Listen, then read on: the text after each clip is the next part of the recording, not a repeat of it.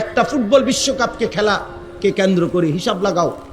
কারো যদি বিবেক থাকে তুমি অনলাইনে সার্চ করে দেখো এখানে মদের আড্ডা চলবে কি পরিমাণ, অনলাইনে জুয়া খেলা হবে কি পরিমাণ, এবং জিনা ব্যভিচার নারীর অসৎ অবাধ মেলামেশা হবে কি পরিমাণ। তুমি খবর নাও, তুমি খবর নাও। কাতার বিশ্বকাপে একটি অন্যতম বিতর্কের বিষয় ছিল, কাতার সরকার বিশ্বকাপের সময় ঘোষণা দিছিল মদের বোতল স্টেডিয়ামে খোলাভাবে খাওয়া যাবে না। এটা নিয়ে গোটা ইউরোপ প্রতিবাদ করছিল। অর্থাৎ আলোচ্য বিষয় ছিল যে মদের বোতল কি ঘরের ভিতরে খাইব না মাঠে খাইব। জি জি, ব্রাজিল বিশ্বকাপের সময় ওনারা নিজেরা হিসাব দিছিল।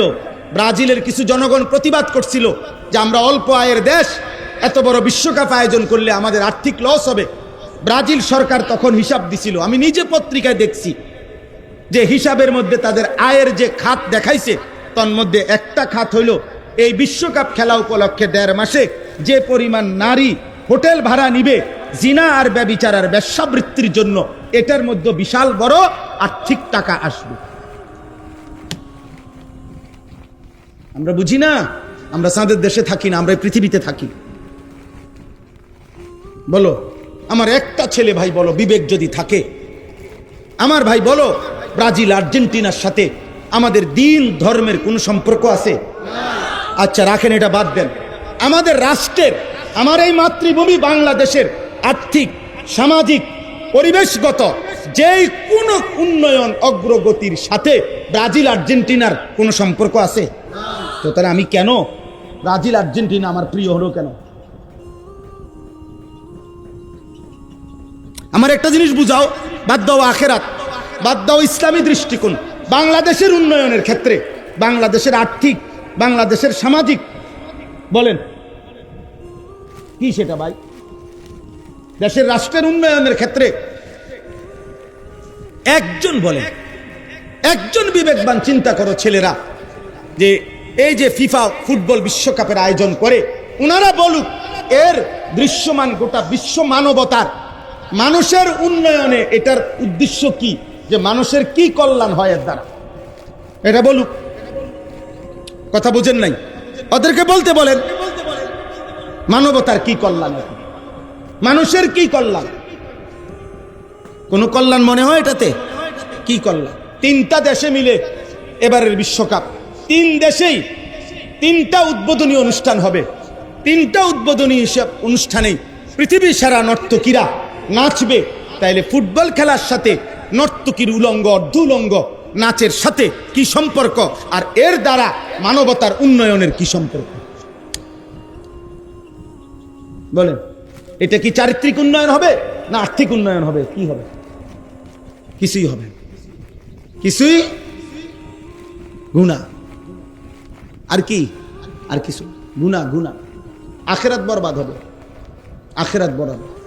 এজন্য মদের আড্ডায় যাইও না বাপ, জুয়ার আড্ডায় যাইও না, নেশার আড্ডায় যাইও না। পচা জিনিস, আবর্জনা মানুষ ফেলে দেয়। এই জন্য যে ছেলেরা চরিত্র নষ্ট করছো, আখলাক নষ্ট করতেছ, একদিন ডাস্টবিনের ময়লার মতো এই সমাজ তোমাকে ছুঁড়ে ফেলে দিবে। তোমার দিকে কোনো কুকুর জানোয়ারও ফিরে চাইবে না, করে যা বেটা, বাদ দেবে না, অসভ্য চরিত্রহীন বেটা, বাদ দে বেটা,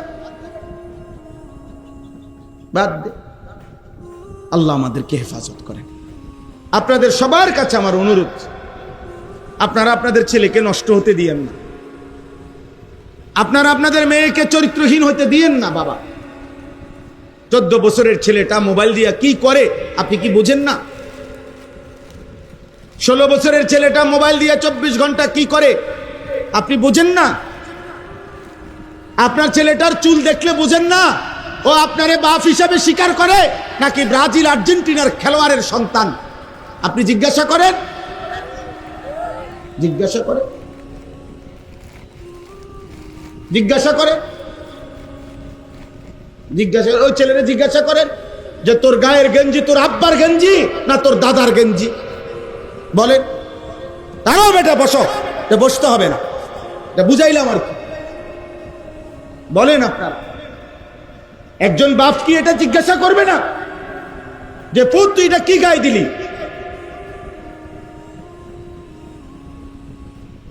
একজন মা জিজ্ঞেস করবে না? আহা, আফসোসের বিষয়, দুর্ভাগ্য। সবাই মনে করছে ভাত মাছ চাল ডাল, খানা দানা, পেশাব পায়খানা, ঘুম, খালাস, খাও দাও, ঘুম যাও, পায়খানা করো, পেশাব করো, দুনিয়া ভোগ করো, একদিন সিত্তিয়া মরে যাইবা। দু চারজনে দরাদরি করে কবরে হালাই থুই আসবে, গ্রামে মানুষ 200 গরুর গোস্ত দিয়ে ভাত খাওয়াই দিব, আব্বা বেহেশতে যাইব গা। মাশাআল্লাহ, গরুর গোস্ত রুফি দিয়া বেহেশত। হ্যাঁ হ্যাঁ, গরু বেহেশতে যাবে, গরুর কান্দে করে বেহেশতে চলে যাবে। এই হলো আমাদের বুঝ। আল্লাহ আমাদেরকে বিবেক দান করেন, আল্লাহ আমাদেরকে বুঝ দান করেন। তোমরা ছেলেরা বাবা ভাইবো, একজনই ভাবো, নষ্ট হলে তো নষ্টই হয়ে গেল, পচে গেলে, দুর্গন্ধ ছুটলে এই সমাজ ফেলে দিবে। পচা জিনিস মানুষ রাখে না, আবর্জনা, ময়লা, দুর্গন্ধ মানুষ রাখে না, ফেলে দেয় ডাস্টবিন।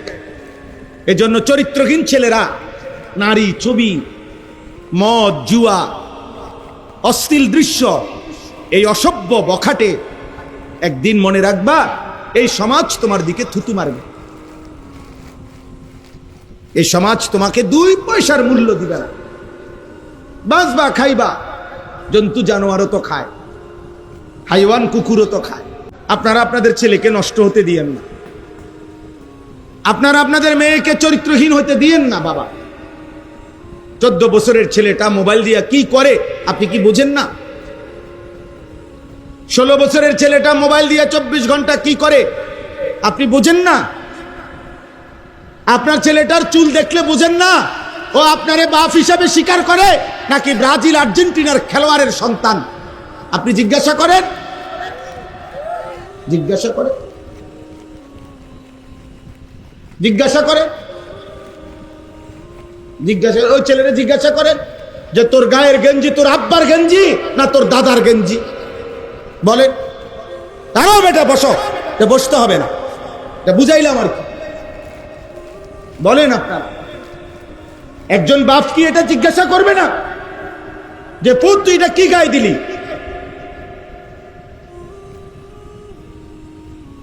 একজন মা জিজ্ঞেস করবে না? আহা, আফসোসের বিষয়, দুর্ভাগ্য। সবাই মনে করছে ভাত মাছ চাল ডাল, খানা দানা, পেশাব পায়খানা, ঘুম, খালাস, খাও দাও, ঘুম যাও, পায়খানা করো, পেশাব করো, দুনিয়া ভোগ করো, একদিন সিত্তিয়া মরে যাইবা। 2-4 জনে দরাদরি করে কবরে হালাই থুই আসবে, গ্রামে মানুষ 200 গরুর গোস্ত দিয়ে ভাত খাওয়াই দিব, আব্বা বেহেশতে যাইব গা। মাশাআল্লাহ, গরুর গোস্ত রুফি দিয়া বেহেশত। হ্যাঁ হ্যাঁ, গরু বেহেশতে যাবে, গরুর কান্দে করে বেহেশতে চলে যাবে। এই হলো আমাদের বুঝ।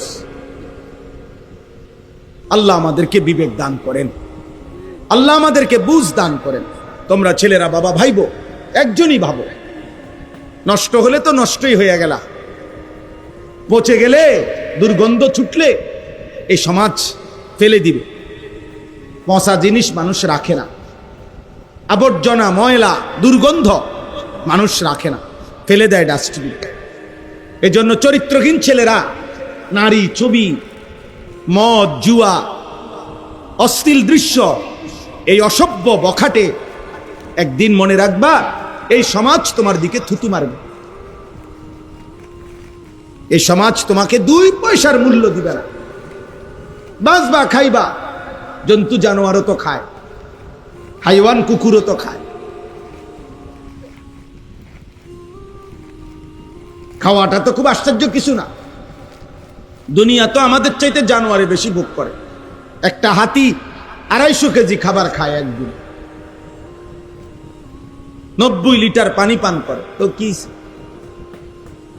এজন্য আমি শুরুতে এটা বললাম, একটি মাদ্রাসা সামনে রেখে এই জন্য বললাম। মাদ্রাসা শুধুমাত্র শিক্ষা প্রতিষ্ঠান না, মাদ্রাসা জিন্দিগি গড়ার প্রতিষ্ঠান।